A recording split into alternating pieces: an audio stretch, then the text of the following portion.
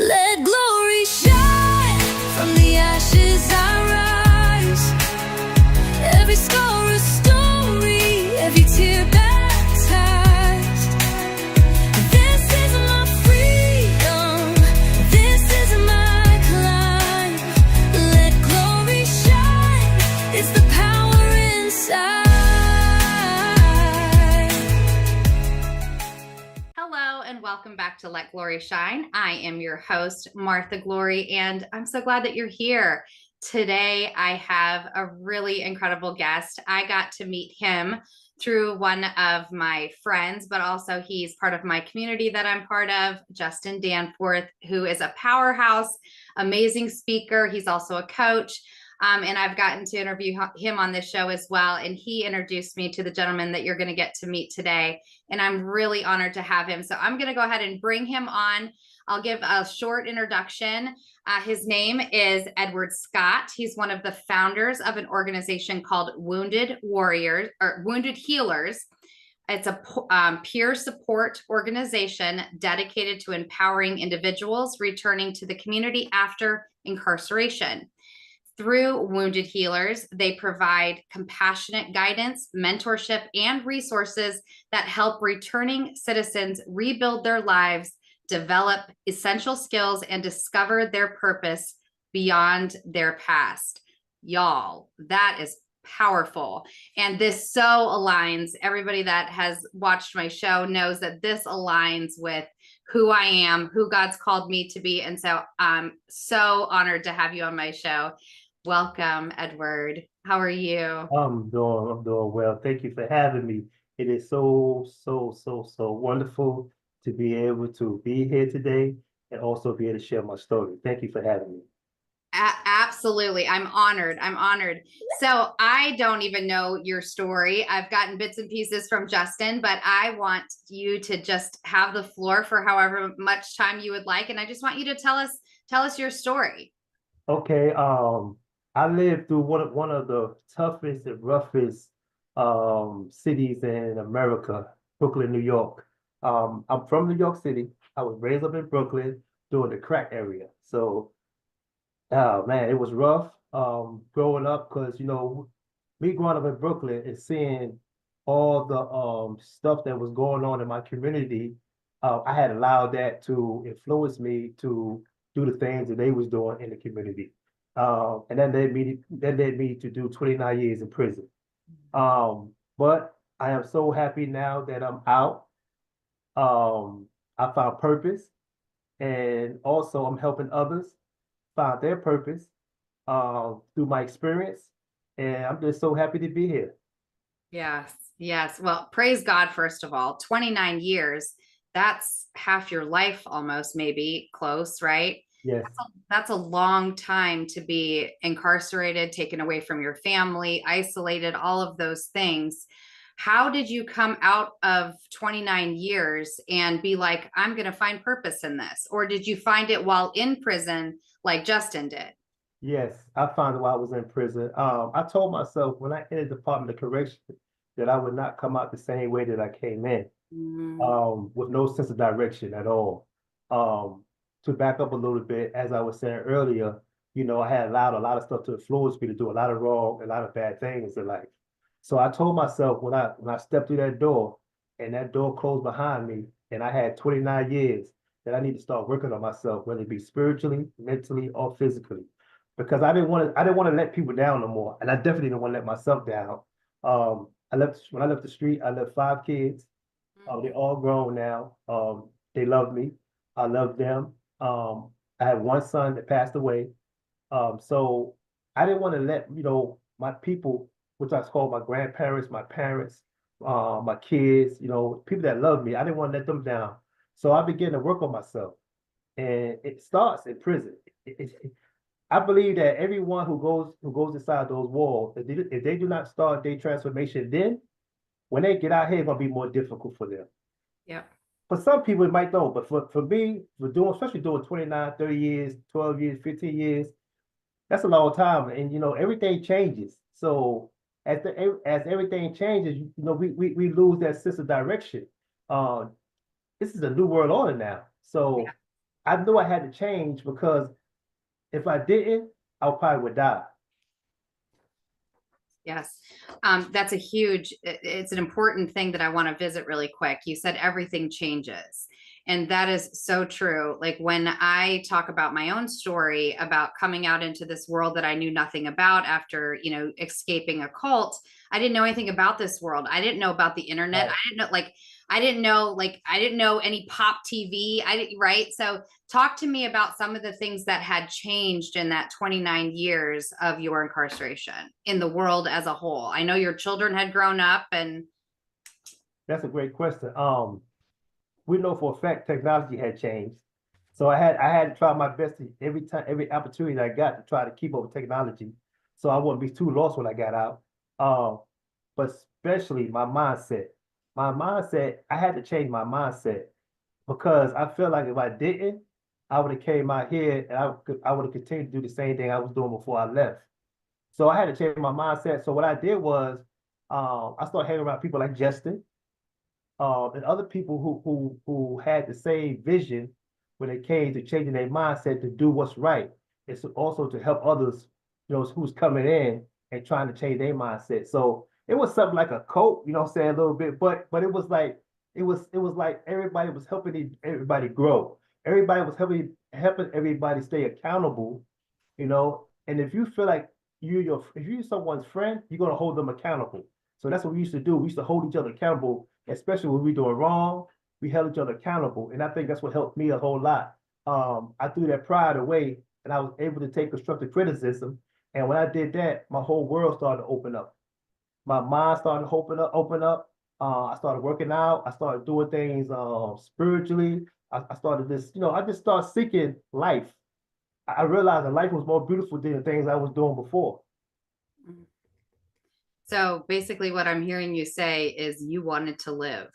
I wanted to live. I really wanted to live, and not just for me, Right. but for my family. I wanted to show them that my grandparents had passed away since I was in prison. My parents passed away, so when I came back out here, I really was by myself. But the beautiful thing about it, I went to their grave, right, their grave site, and when I went to their grave site, I got the opportunity to say, that I truly believe that the dead here, and I said, Grandma, Grandpa, I made it out, and I'm definitely not the same person that I am now.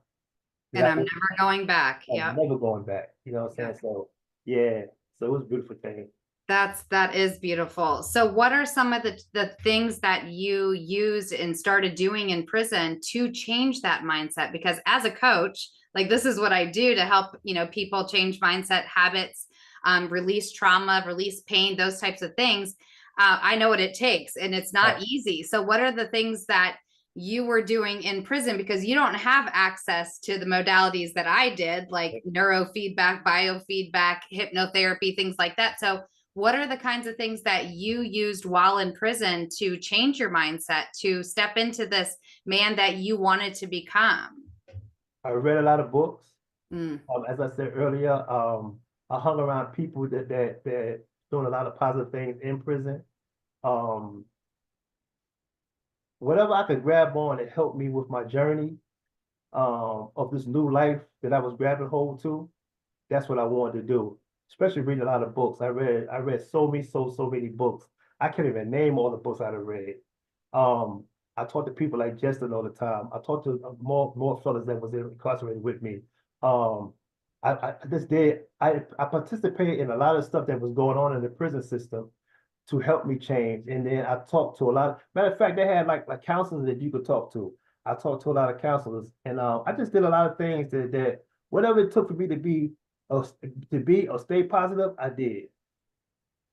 Edward, this is phenomenal because we don't hear about this side of prison, right? Like Right. we don't hear about men or women that are incarcerated that are like, regardless of their sentence, are trying to make their life better, that are trying to improve their mindset, that is trying to change their mindset, right? Like we hear all the bad stuff about inmates and about incarceration and things like that. So this is, wow, this is Right. amazing. Yes. So I'm assuming that this is where Wounded Healers was born. Yes, it was. And I'm glad you said that because I can remember, while I was in prison, I was at this place called Orange Correctional Facility. And at Orange Correctional Facility, they had a JC, and they had a yoke fella there. And so the yoke fella is where a lot of people come together, whether you Muslim, Christian, or whatever you may be. And you just, you communicate, you fellowship. Mm. And I had grown a lot of support, coming into those doors. And I knew a lot of people. There was Quakers, there was Muslims, there was Christians. And at the time, I had a older guy named Tom who should take me out on passes. And passes consist of when you were levels like level 2 or level 3, you could go out on passes. And me and Tom used to take me out all the time in the community for 6 hours. And we go to the library, we go to the to Walmart, whatever, we go anywhere. We might stop down the street and just talk. So I was just telling Tom one day, we was talking, I said, you know what? My support system is real vast, big support system. I want to start doing something for other people that's coming out of prison. What do you think we should do? Or how could we formulate an organization that can help others within their transition coming out of prison? And he was like, I don't know, what do you think we should do? I said, man, I want to be able to help others. I'm getting out soon, because at the time I had like a year left.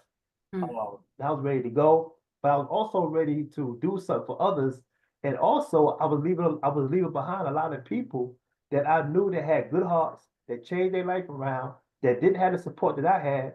And I wanted to be able to be at their door like I had Mm. when they get out, with a package for them, some resources for them, and hopefully somewhere to stay. So we formulated Woody Healers, what you see back here. We it's a nonprofit organization. We help individuals, whether they female or male, come out of incarceration with the right resources to be able to reacclimate back into the community. I like to say the community because they all come into a community and they're us.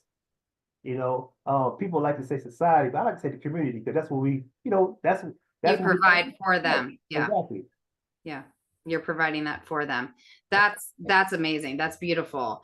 And I love when God puts something on our heart that says, this is what you were made for. You had to go through the things that you had to in order to get to the thing that God had called you to do. Right. Yeah, that's right. And it's always crazy to me how we have to go through hell, right, to find who God has really created us to be. And we lose our way along our way, right, going through hell.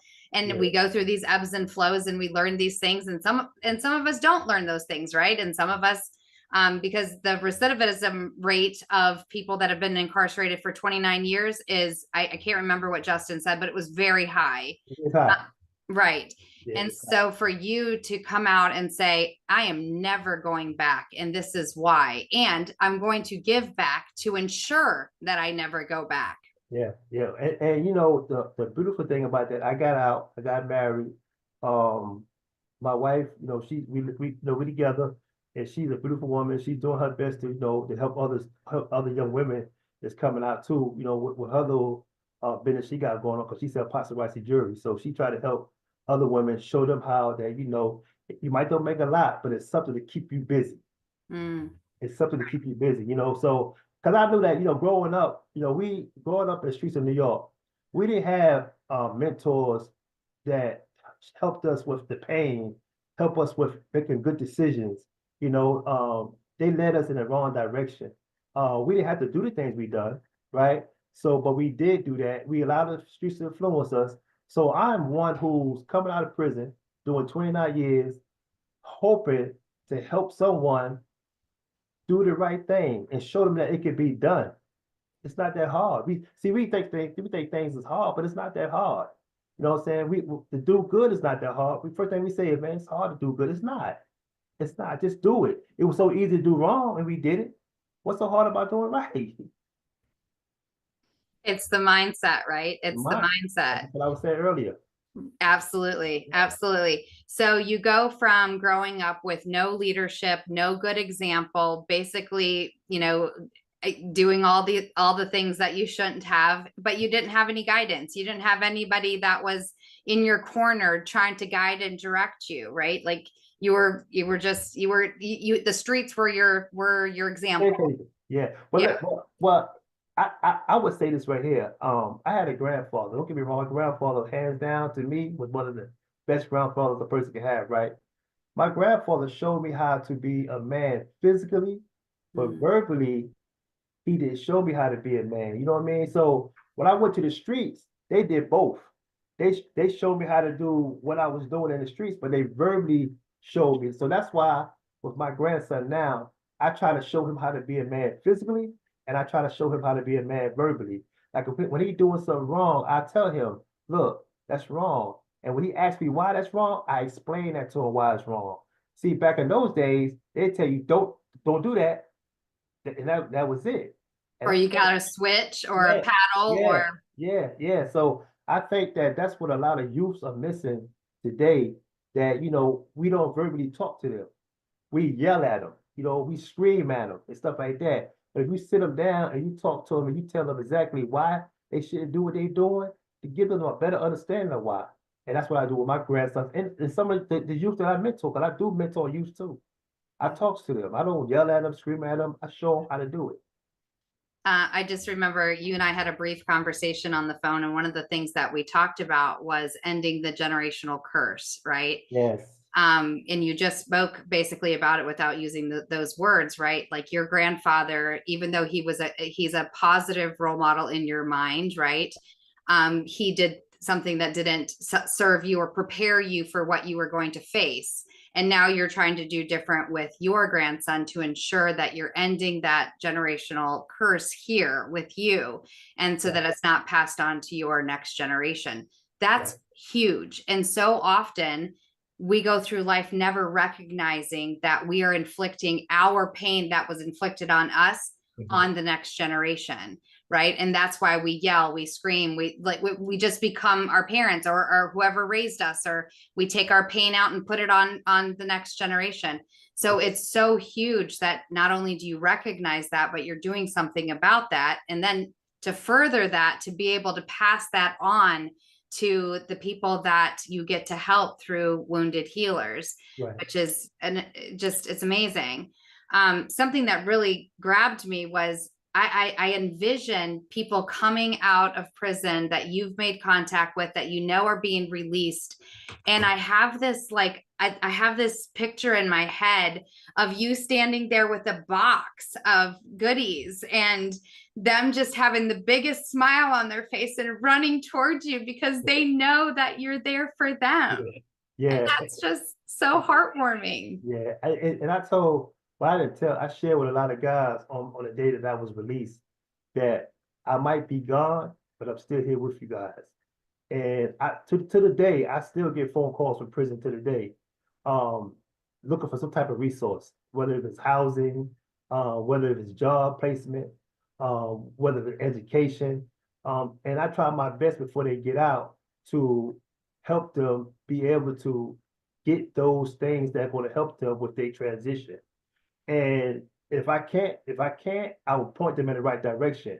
But at this time now, we trying to get it where we could go inside the prison and prepare them before they even get out. So that'd be more better for them than try to wait till the day they get out. It's kind of harder when you coming out and you don't have nowhere to go. So, but if we could get inside the prison and we could talk to them 6 months, a year before they get out, that would be great. And that's what we're in the process of doing now. We are restructuring our whole bylaws. Excuse me. And what we are doing now, we just restructuring the whole paperwork. So it will be in line with what the prison also need as well. So it will be a safe place for us to go in, and a safe place for the guys and females that's at the prison system, and a safe place for the people that work there too. You know what I'm saying? So we're trying to just collaborate with them in a way that everybody be on the same board, the same level. There's no situation going on. So it's hard because when you've been in prison and you get out, the people that work there still got a kind of like an eye, like I don't know, I'm watching you. they're watching you. So I'm just trying to make it more safer for everybody when we go inside those doors. Right. And so how long has Wounded Healers been around? About 10 years now. Wow. Yeah. Like I said, it started before I even got out. It was a vision when I was in there. A few guys that I know, took it back out into the streets, along with the guy that I talked to named Tom, and they boots on the ground. They start working, and they created it. And when I got out, I just fell right into the program. And now I'm in the process of being the ED of the program, um, because it was my vision, but it was our vision as a whole. Right. Yeah, so it's up and running, and we trying our best to help every individual. I'm talking about all individuals, if we can. Because it's like if you can save one, it's like you save the whole world. Because that one will save somebody else too. Yep. Leave Justin, the 99 for the one. yeah, Justin's on the board with us too. Oh, wow. I didn't know Yeah, that. yeah, he's on Okay. the board. Yeah. Justin doesn't brag on himself very often, so I love Yeah, that. That's yeah, amazing. yeah. So what's in front of you? What are you looking forward to? How are you expanding? What are you actively looking to do as you move forward? I'm looking to have wounded healers because this is my passion. I'm looking to have wounded healers in every state I can have it in, Mm, helping each and every individual, whether they male or female, come out with the right resources to be able to reacclimate back into the community. My goal and my vision is to help stop the recidivism. That's my goal. You know what I mean? That's my passion. That's my vision. I'm not really a talker. I'm a visionary.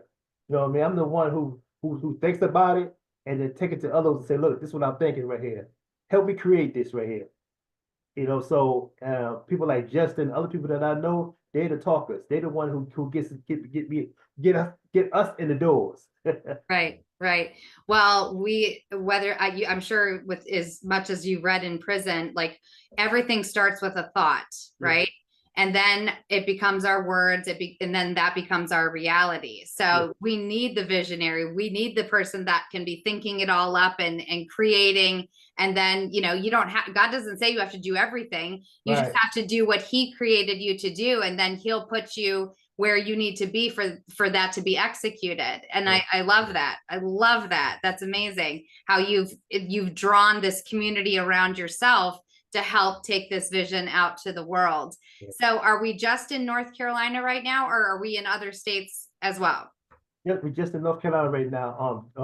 Durham, Raleigh, and Chapel Hill for right Okay. now. Yeah, for Okay. right now. So like I said, I get calls from everybody, even calls from out of state sometimes. It's kind of harder for me to work with the people that's out of state because I don't know their system like that. And that's one of the things I'm in the process of doing, trying to learn different systems and how they work. Because when you're in another state, their whole system, their whole process is different. Right. So I was working with two guys from out of state, one in DC, and I think one was in Florida. Just try to get them housing here.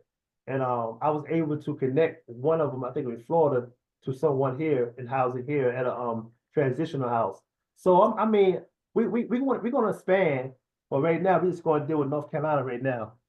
Well, from your mouth to God's ears, that this becomes a national brand, right? That because what you're doing is incredible. And the recidivism rate would go down drastically if the people that came out of prison were supported in this way and could step into community. Because as you know, Edward, we're not meant to do life alone. We're No, meant to do life in community. God did not create us to live in an ivory tower and do life by ourselves. We are meant to do life in community. So if we could encapsulate and embrace people that come out of prison after whatever amount of time of incarceration, and we could embrace them, that's genius. And yeah, it's like, I feel like that's God's heart, yeah, is for his people, right? Like God doesn't want to send them back, people sent back to prison. yeah. Their That's right. choices send them back to prison, right? That's right. That's So right. what you're doing is incredibly important, incredibly powerful. And I'm so proud to know you. And I'm so excited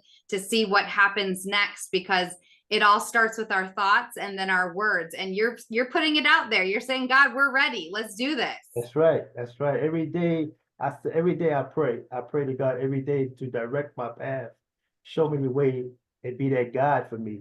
Because I know I can't do it by myself. And I let him know that every single morning, I need your help. Because it's people out there that's counting on me. So I need you to guide me in the right direction to help me. Because I look back at my life and I look back, all the things I have done all the communities that I had took from, with the negativity that I had brought into the community. And now that I'm able to put the good back in the community, it makes me feel so good. I could get up in the morning now and look in the mirror and like the person that I see. Verse than when I was coming up, doing the things that I was doing, and look in the mirror and couldn't stand the person that I saw. But I still continue to wallow in that same stuff though, you know. So I know that now that this is who I'm supposed to be right here. That's the Yes. person there. Yes, Edward, it feels like you took a page out of my book, because I talk about that. I talk about looking in the mirror and hating the person in the reflection that's looking back at you. But you have to hate it so much that you say, I'm never going to be that again, right? Never, And never. then you make choices that are different so that you can look at yourself differently, right? Because those are choices. The reflection doesn't change, but the heart behind the reflection is what changes. Right.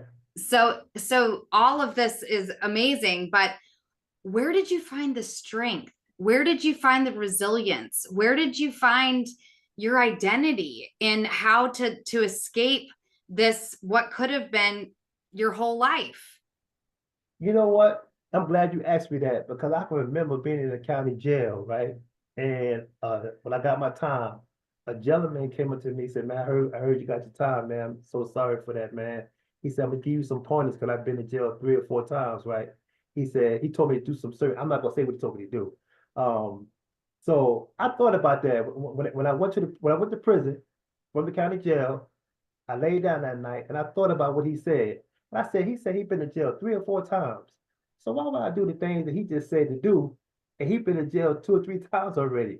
So when I didn't do the things he told me to do, I knew right then and there that I had to begin to work on myself to be able to come out the person I came out today. Because if I did do what he told me to do, I'd have been a part of the system. Yep. And I'm so glad I did, because I didn't want to be a part of that system. I hated being there. And I was there for 29 years. Hope what got me through them gates. Mm, If I didn't have hope, I would have never walked through them gates. If I didn't believe that one day the God was going to set me free, I would have never walked out them gates. And that's why I love the story of Moses. I love the story when he said, "Let my people go." You know what I'm saying? So during COVID, I got to tell you this story right here before we get off though. I had got parole, but I didn't. When they told me I had got parole, I didn't leave yet. I suppose I left like another year after they told me I had parole. No, I'm sorry, another 2 years after I had parole. So COVID came, and when COVID came, I was released 6 months. I was released 6 months early before my 2 years. I didn't even do the whole 2 years. I did 6 months, and they released me. So I was so happy. I knew that God was telling me that it was time for you to do your work. Not the 2 years. I'm gonna let you go 6 months instead of 2 years. I'm gonna let you go. but God. Yeah, it's time But to do your God. work. And I was so thankful to be able to get out them gates after 29 years. It's Hope. been rough. It's been a rough road, but I'm thankful though. I'm so proud of you, and I'm so grateful that you agreed to come on the show and share your heart, share your story, because there's a power that comes in sharing our story, because it gives somebody else permission to share theirs. And that's how we change the world. That's how we spread hope. That's how we spread the love of God, right? Is by sharing. So I want to thank you so much for coming on. And I always end with the same question every show. And that question is, Edward, what does it mean for you to let your glory shine? Wow, that's a good story. I think what it means to me to let my glory shine is to continue to do what I'm doing. And I think as long as I continue to do what I'm doing, my glory will shine. Yes.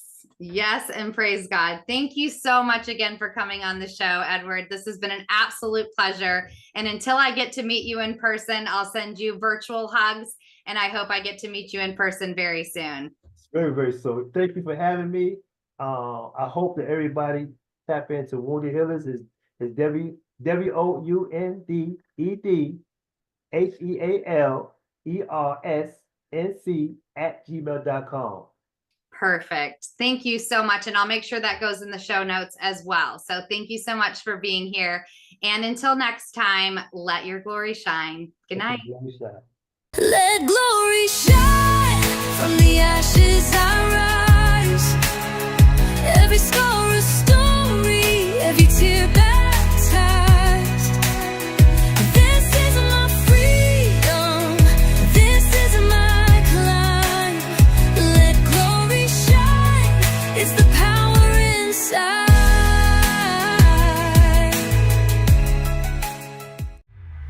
This is your prosperity era, where dreams align with grace, abundance flows like rivers. You've stepped into your place. Rise, reign, and remember, you were born to shine. Welcome to your moment, Prospera, it's time.